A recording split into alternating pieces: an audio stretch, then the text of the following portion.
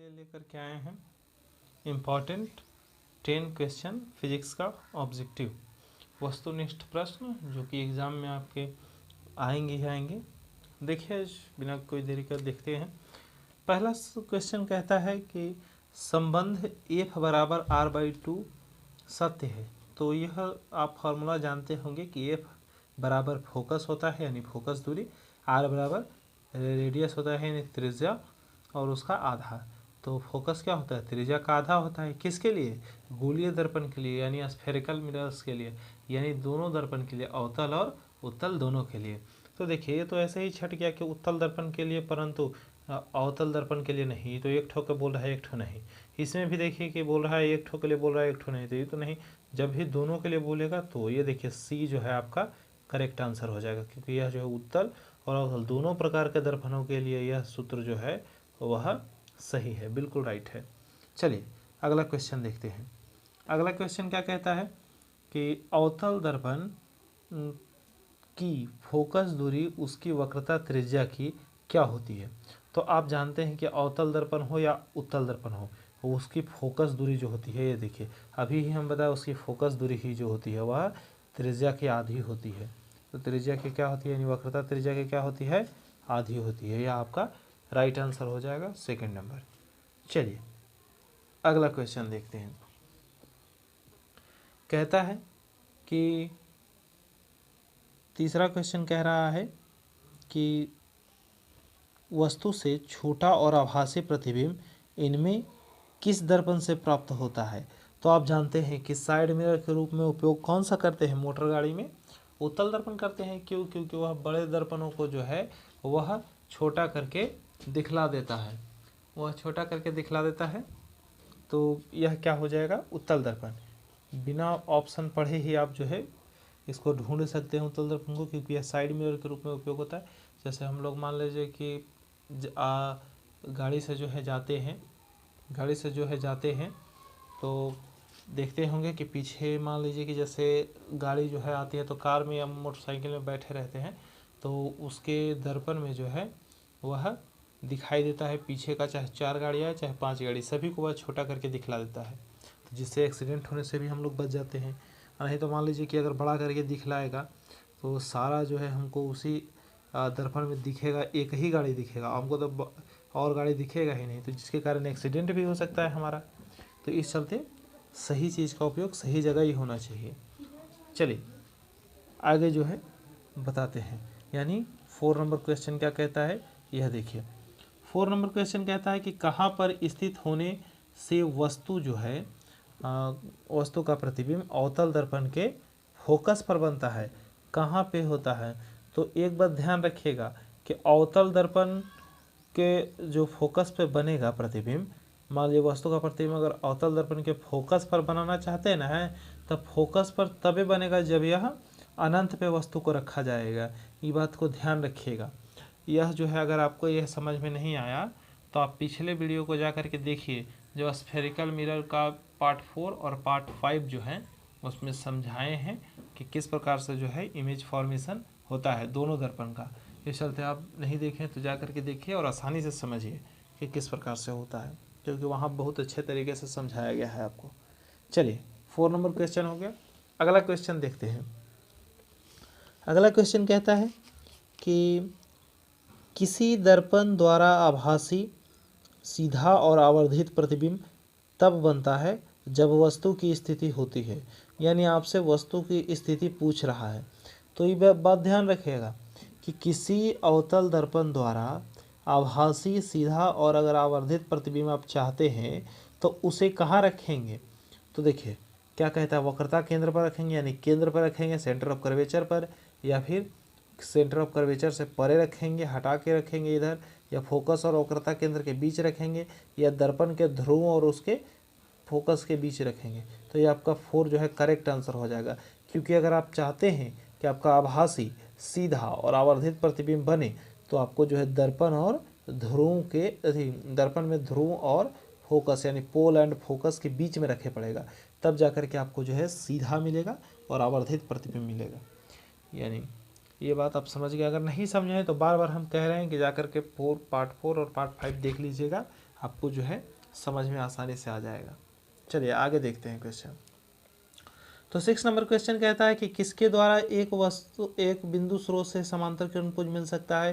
तो बिना किसी डाउट का अवतल दर्पण मार दीजिएगा, क्योंकि जो है यही एक दर्पण है जिससे कि समांतर किरणपुंज आपको मिल सकता है।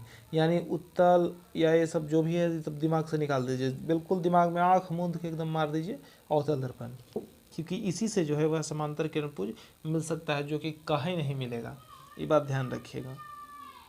और किरणपुंज के बारे में हम समझाए भी हैं प्रकाश के परावर्तन में, आप जा करके उसको देखिए।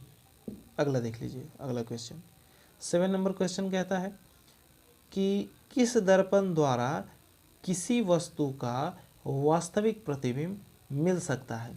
तो किस दर्पण द्वारा किसी वस्तु का वास्तविक प्रतिबिंब मिल सकता है, तो यह जो है आपको ध्यान रखना पड़ेगा कि वास्तविक प्रतिबिंब जो है आपको अवतल दर्पण में ही मिल सकता है। यह जो है करेक्ट आंसर हो जाएगा।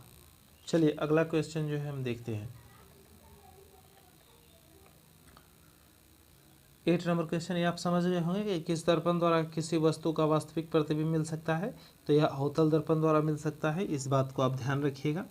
और अगला क्वेश्चन कहता है कि एक अवतल दर्पण में वस्तु को स्थिति, फोकस और ध्रुव के बीच हो तो प्राप्त प्रतिबिंब होगा। यानी आपका प्रतिबिंब कैसा प्राप्त होगा, वास्तविक और बड़ा होगा, यानी रियल और आबाधित यानी मैग्नीफाइड होगा, बड़ा होगा, या आपको वास्तविक और छोटा होगा, या आभासी और छोटा होगा, या काल्पनिक और बड़ा, या आभासी और, यानी आभासी को ही काल्पनिक बोलते हैं। ये बात ध्यान रखिएगा। इस चलते हम कोष्ट में करके अभी लिख भी दिए। यह जो है आपका तीसरा ऑप्शन सही होगा, यानी ग, क्योंकि ये आभासी और बड़ा मिलता है किसमें, अवतल दर्पण में। अगर फोकस और ध्रुव के बीच रख दीजिएगा, अगर एफ और पोल के बीच में ही पोल रहेगा, ये फोकस रहेगा, इसके बीच में रख दीजिएगा ना, तो यह जो है आभासी और बड़ा बना देगा।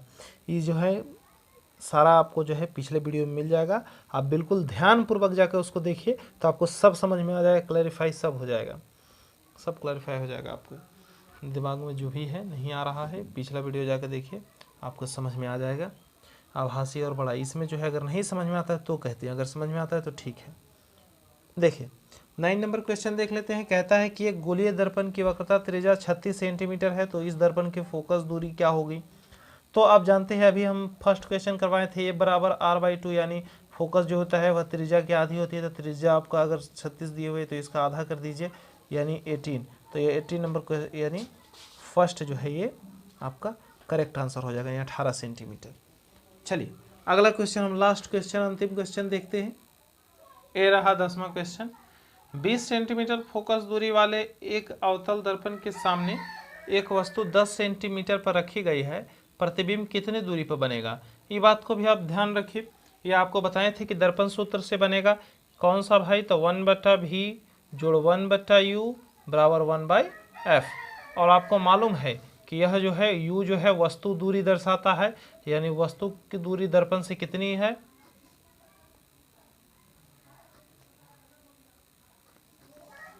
फोकस दूरी ए बराबर